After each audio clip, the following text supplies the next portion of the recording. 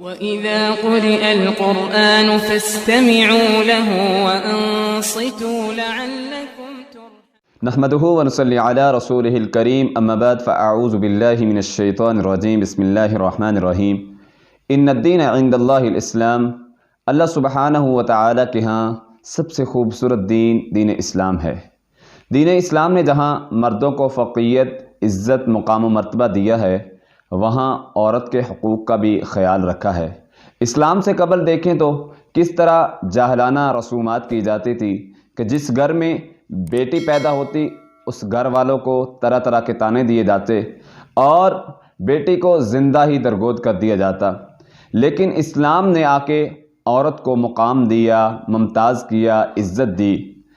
رسول اکرم صلی اللہ علیہ وسلم کے پاس چند عورتیں آئیں اور آ کے کہتی ہیں، محبوب، قرآن مجید میں جہاں بھی اللہ نے تذکرہ کیا ہے، ایمان والوں کا تذکرہ کیا، ایمان والے مرد، اللہ رب العزت نے مردوں کو مخاطب کیا۔ ہم بھی دائرہ اسلام میں داخل ہو چکی ہیں، ہمارا تذکرہ کیوں نہیں کیا؟ تو اللہ سبحانہ و تعالی نے قرآن مجید نازل فرمایا، ان المسلمین والمسلمات والمؤمنین والمؤمنات والقانتین والقانتات والصادقین والصادقات والصابرین والصابرات والخاشعین والخاشعات والمتصدقین والمتصدقات والصائمین والصائمات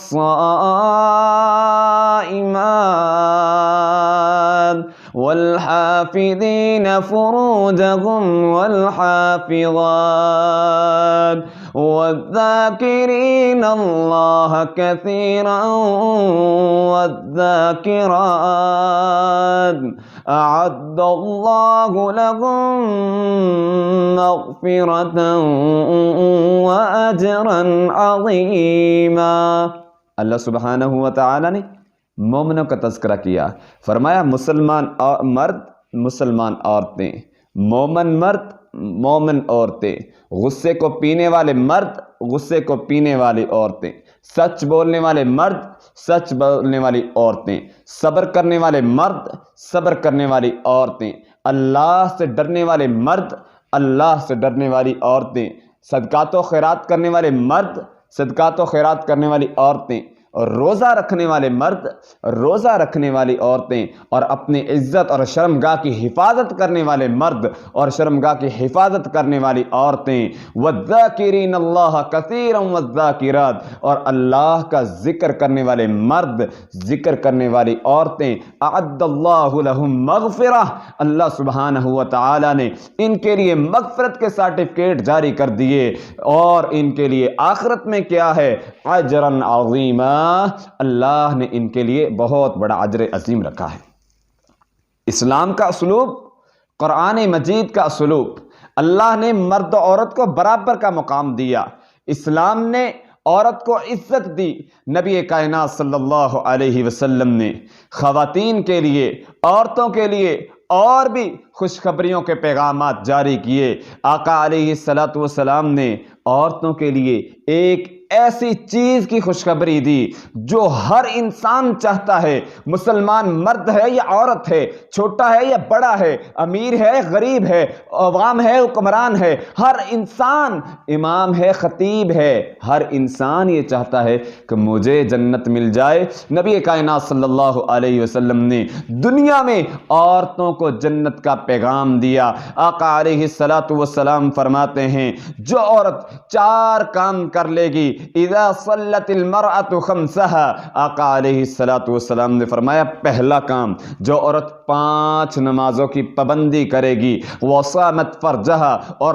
وصامت شہرها، اور رمضان کے روزے رکھے گی، وحسنت فرجها، اور ایسے ہی اپنی شرمگاہ کی عزت کی حفاظت کرے گی، واطاعت زوجها، آقا علیہ الصلاۃ والسلام نے فرمایا اپنے خامد کی اطاعت اور فرما برداری کرے گی، نبی کائنات صلی اللہ علیہ وسلم نے فرمایا جنت میں داخل ہو جائے گی۔ یہ عورت جنتی ہے جو دنیا میں یہ 4 کام کرتی ہے، اور قیامت کے دن جب حساب و کتاب کا وقت آئے گا اور جنتی جنت میں جائیں گے، جہنمی جہنم میں جائیں گے، جنت کے 8 دروازوں سے اس عورت کو اعلان کیا جائے گا، منادی کی جائے گی دنیا میں رہتے ہوئے تو یہ 4 کام کرتی رہے، آج جس دروازے سے چاہتی ہے داخل ہو جا، جنت کی مہمان بن جا۔ جو عورت دنیا میں 4 کام کرے گی، نمازوں کی پابندی، اپنی عزت کی حفاظت، اپنی خامد کی اطاعت اور رمضان کے روزے رکھے گی، یہ 4 آسان کام نبی کائنات صلی اللہ علیہ وسلم نے دنیا میں ہی ایسے شخص کو، ایسی عورت کو جنت کی بشارت سنائی ہے۔ دوسری روایت میں آتا ہے نبی کائنات صلی اللہ علیہ وسلم صحابہ کرام کی مجلس میں جلوہ فروزہ تھے، آپ علیہ الصلاۃ والسلام نے فرمایا اے میرے صحابہ، میں تمہیں ایسی عورت کے بارے نہ بتلاؤں جو دنیا میں جنت ہے، میں جنتی عورتوں کی خبر نہ دوں؟ صحابہ نے کہا اے اللہ کے نبی صلی اللہ علیہ وسلم، کون سی ایسی خواتین ہیں، کون سی ایسی خاتون ہیں کہ جو دنیا میں ہم بھی دیکھیں، جو دنیا میں جنت کی بشارت کی مستحق بن سکتی ہے؟ آقا علیہ الصلاۃ والسلام نے فرمایا ایسی عورت جو زیادہ محبت کرنے والی ہے، اس کا اخلاق اچھا ہے، اچھے کردار والی ہے، یہ عورت جنتی ہے۔ اور دوسرے نمبر پر زیادہ بچے پیدا کرنے والی، نبی کائنات صلی اللہ علیہ وسلم نے فرمایا یہ بھی عورت جنتی ہے۔ ایسے ہی وہ عورت جس کا خامد معمولی سی تلخ کلامی کی وجہ سے اس سے ناراض ہو گیا ہے، اس کی کمی اور کوتاہی کی وجہ سے، کسی غلطی کی وجہ سے وہ ناراض ہو گیا ہے، وہ رات سارے اپنے خامد کو راضی کرتی رہتی ہے، اپنے خامد کو ناراض نہیں کرتی، اپنے خامد کی اطاعت اور فرما برداری کرتی ہے اور اپنے خامد کو خوش کرنے میں لگی رہتی ہے، اس وقت تک سوتی نہیں جب تک وہ راضی نہیں ہو جاتا۔ نبی کائنات صلی اللہ علیہ وسلم نے فرمایا ایسی عورتیں جنت میں جائیں گی۔ اور اکثر ہم معاملات دیکھیں، ہمارے گھروں میں بگاڑ، ہمارے خاندانوں میں جو فتنہ فساد اسی وجہ سے آتا ہے کہ خامد نے کوئی بات نہیں کی، عورت فوراً گرم ہو جاتی ہے، عورت کی غلطی بھی ہو تو عورت نہیں مانتی۔ عورت کو چاہیے کہ اس حدیث کو میں اپنی محترمہ اور سامعین، جتنی بھی عورتیں میری بہنیں یہ پیغام سن رہی ہیں، ان کو پیغام دینا چاہتا ہوں کہ نبی کائنات صلی اللہ علیہ وسلم نے تو آپ کے لیے جنت کی بشارت سنائی ہے۔ اگر آپ اپنے خامدوں کی اطاعت کریں گے، اگر آپ اپنے خامدوں کو راضی کریں گے، اللہ کے پیارے نبی صلی اللہ علیہ وسلم نے ان کام کرنے والی عورتوں کو جنت کی بشارت سنائی ہے۔ اور ایسے ہی نبی کائنات صلی اللہ علیہ وسلم نے وہ عورتیں جو دنیا میں رہتے ہوئے مصائب اور پریشانی کو سامنا کرتی ہیں، مصیبتیں آتی ہیں، پریشانی آتی ہیں، صبر کے پہلو کو نہیں چھوڑتی، نبی کائنات صلی اللہ علیہ وسلم نے ان کے لیے بھی جنت کی بشارت سنائی ہے۔ نبی کائنات صلی اللہ علیہ وسلم کے پاس ایک عورت آئی، آ کر کہتی ہے حضور میں بیمار ہوں، بیماری شدت اختیار کر چکی ہے اور مجھے